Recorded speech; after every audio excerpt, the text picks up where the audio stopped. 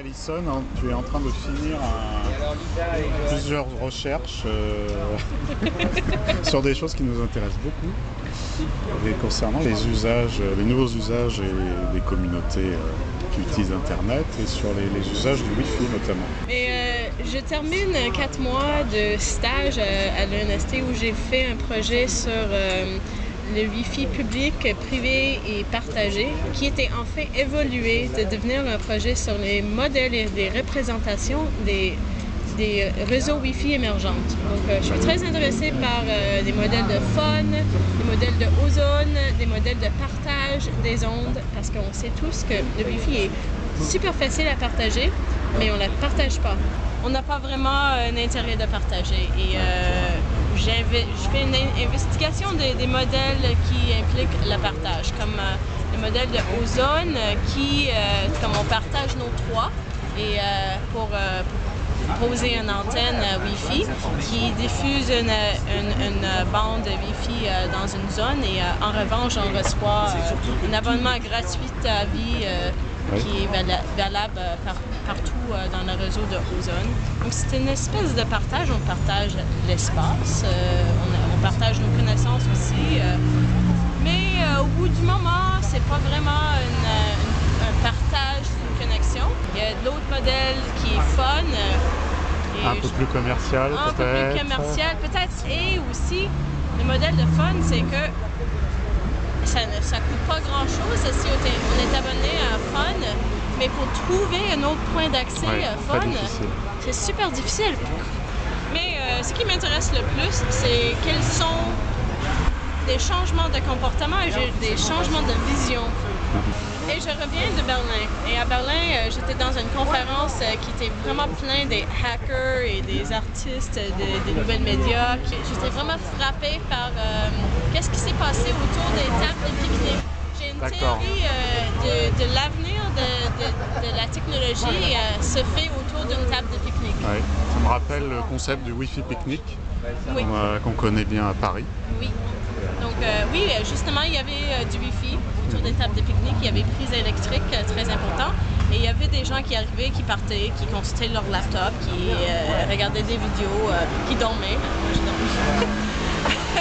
Mais aussi qui s'est mis ensemble pour développer un peu d'autres manières de fédérer des réseaux, de développer des applications, de partager des connaissances.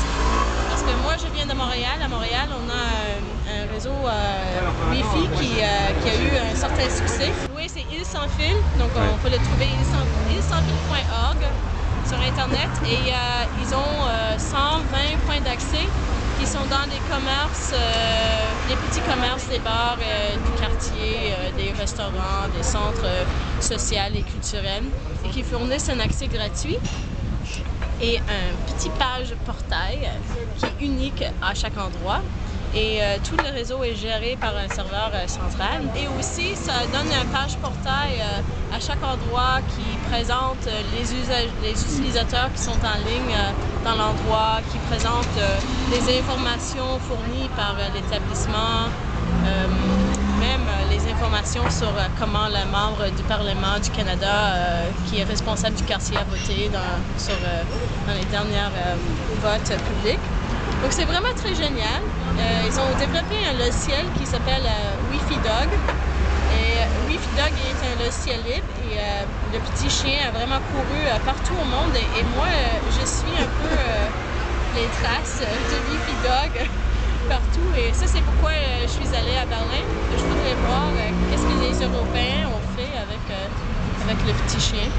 Et tu crois, Alison, que les utilisateurs, le grand public, peut venir à ces nouveaux services qui sont offerts, qui, on le voit dans les conférences comme à Berlin, sont pour l'instant, réunissent pour l'instant de l'audience auprès d'une certaine catégorie sociale, de geeks, de technophiles, etc. Mais est-ce que le grand public il va y venir finalement?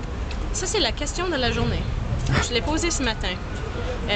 Parce que j'ai un très bon collègue qui suggère que non, en fait, effectivement, ce n'est pas les logiciels libres ne sont pas pour des grands publics. Et son argument à lui, c'est que c'est comme le cubisme en art, c'est comme la nouvelle vague en cinéma. Ça prend énormément d'énergie et de temps de comprendre qu'est-ce qui se passe.